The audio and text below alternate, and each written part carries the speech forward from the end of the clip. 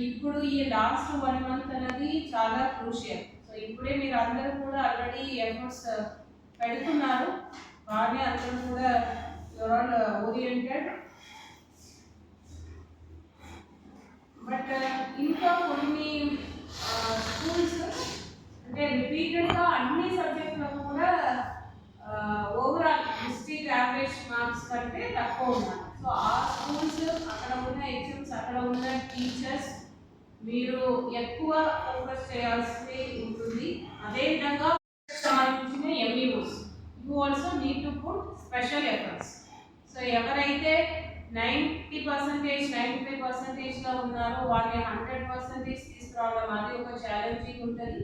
So ఎవరైతే మార్క్స్లో 30% తీసుకుంటున్నా వాళ్ళు 35 దాటడం అనేది కూడా ఇట్స్ ఎ ఛాలెంజింగ్ టాస్క్. మిడిల్లో ఉన్నారు వారు anyhow they will take care of themselves.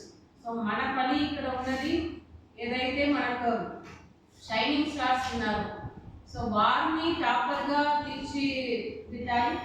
So ఆ రోజు మన జిల్లాలో 500 ఆడ్ స్టూడెంట్స్ని ఐడెంటిఫై చేయడం జరిగింది. ప్లస్ బాటంలో ఉన్న స్టూడెంట్స్ మీద ఫోకస్ చేసి అందరినీ కూడా 100% పాస్ అయ్యేటట్లు చూడాలి. ఈ 2 టాస్కే మనం.